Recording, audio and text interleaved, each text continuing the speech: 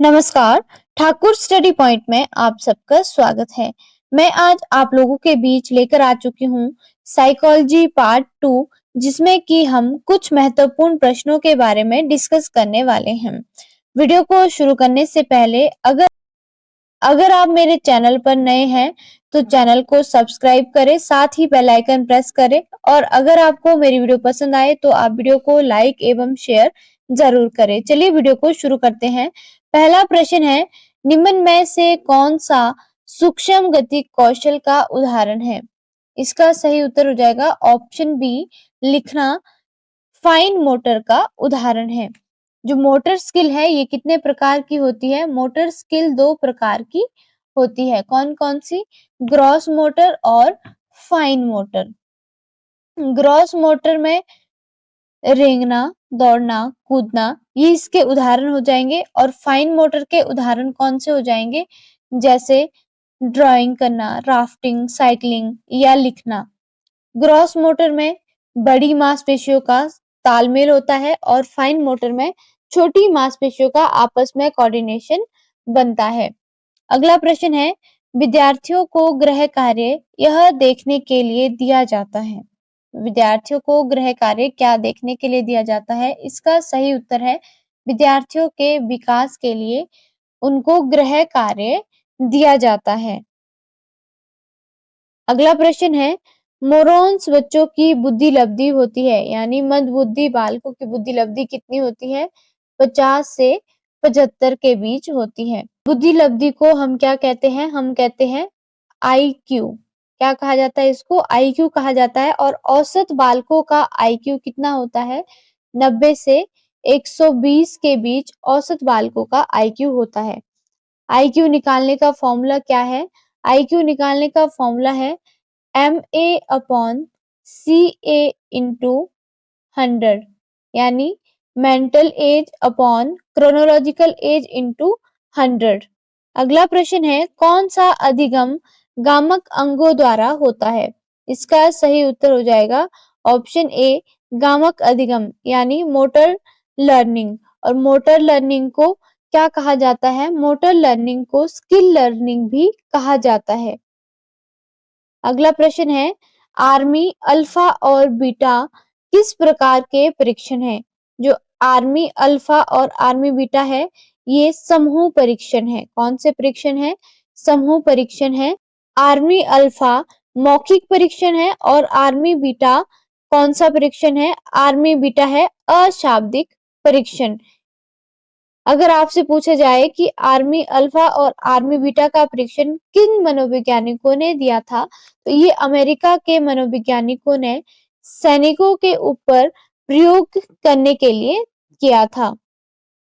अगला प्रश्न है, मनोवैज्ञानिक प्रयोगों का प्रमुख उद्देश्य होता है। जो मनोवैज्ञानिक प्रयोग है इनका प्रमुख उद्देश्य क्या होता है? प्रभाव संबंध का कारण पता चलता है। अगला प्रश्न है, विकास में परिवर्तन होते हैं। विकास में गर्भधान से मृत्यु तक परिवर्तन होते हैं, यानी जो हमारा डेवलपमेंट है ये कैसा है? कॉन्टिन्यू है, कॉन्टिन्यूअस है, यानी निरंतर विकास होता रहता है। और इसमें विकास जो होता है ये कैसा होता है? जैविक, संज्ञानात्मक, सामाजिक और भावात्मक क्षेत्र में भी होता है। विकास के संबंध में दो टर्म्स पूछी जाती है, जैसे कि सेफेलोकॉर्डल। सेफेलोकॉर्डल में बच्चे का विकास सिर से पांव की ओर होता है। दूसरी टर्म कौन सी है? दूसरी टर्म है प्रॉक्सिमोडिस्टल। प्रॉक्सिमोडिस्टल में बच्चे का जो विकास है ये केंद्र से बाहर की तरफ होता है। अगला प्रश्न है, किस आधार पर एरिक्सन की अवस्थाओं का वर्गीकरण किया गया है? इसका सही उत्तर हो जाएगा सामाजिक संघर्ष का समाधान के आधार पर एरिक्सन की जो अवस्थाएं हैं इनका वर्णन किया गया है। एरिक्सन ने कौन सा सिद्धांत दिया था? एरिक्सन ने दिया था मनोसामाजिक सिद्धांत। कौन सा? मनोसामाजिक सिद्धांत किसने दिया है? एरिक्सन के द्वारा दिया गया है। और इसकी जो अवस्थाएं हैं, एरिक्सन ने मनोसामाजिक सिद्धांत की अवस्थाएं 8 बताई है, जिनका वर्गीकरण सामाजिक संघर्ष का समाधान के आधार पर दिया गया है।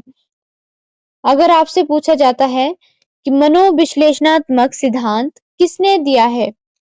जो मनोविश्लेषणात्मक सिद्धांत है ये दिया है सिगमंड फ्रॉइड ने। अगला प्रश्न है अहम के आधार पर संचालित होता है।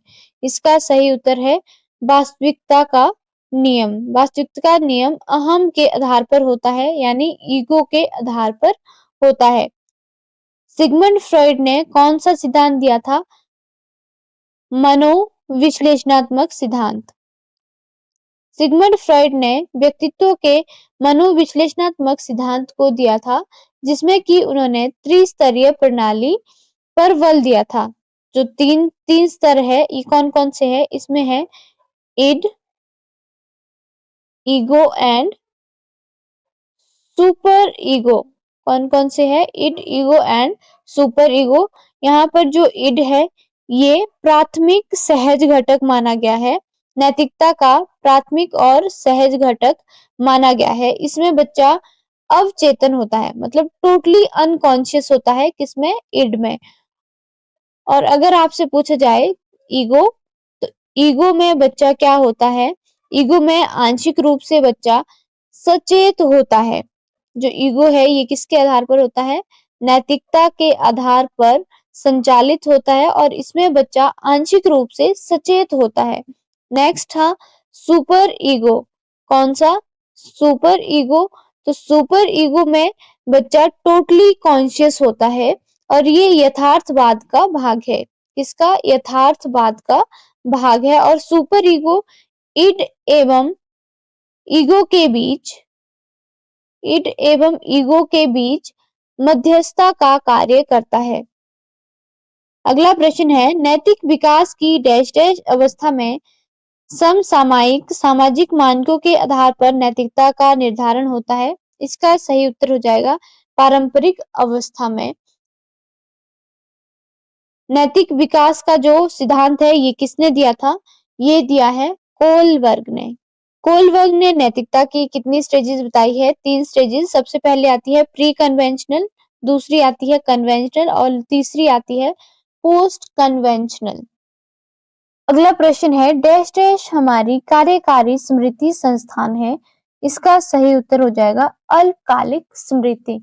जो शॉर्ट टर्म मेमोरी है इसमें सूचनाओं को 20 से 30 सेकंड तक रखा जा सकता है। कितने टाइम तक रखा जाता है? 20 से 30 सेकंड तक रखा जा सकता है। अगला प्रश्न है विस्मरण का एक कारण नहीं है। इसका सही उत्तर क्या हो जाएगा? वंचितता या अभाव। वंचितता या अभाव क्या है? विस्मरण यानी फॉरगेटिंग का कारण नहीं है। अगला प्रश्न है 9 वर्षीय बालक की बुद्धि लब्धि का मापन हेतु उपयुक्त परीक्षण है। इसका सही उत्तर हो जाएगा WISC। और ये कितने से कितने वर्ष के बच्चों में होता है? ये होता है 9 से 16 वर्ष के बच्चों पर इसका प्रयोग किया जाता है।